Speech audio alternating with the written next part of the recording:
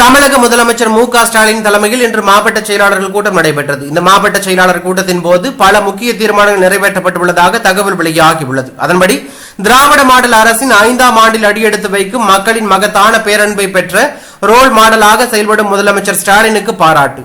நாடு போற்றும் 4 ஆண்டு தொடரட்டும், இது பல்லாண்டு என்ற தலைப்பில் தமிழ்நாடு முழுவதும் 1244 கூட்டங்கள் நடைபெறும் என்று தீர்மானம். 2026ஆம் ஆண்டு சட்டசபை தேர்தலில் யார் வேட்பாளர் என்பதை கட்சியின் தலைமைதான் முடிவு செய்யும். அவரை சட்டமன்றத்திற்கு தகுதி உள்ளவராக உழைக்க செய்வது உங்கள் கடமை என்று தீர்மானம்.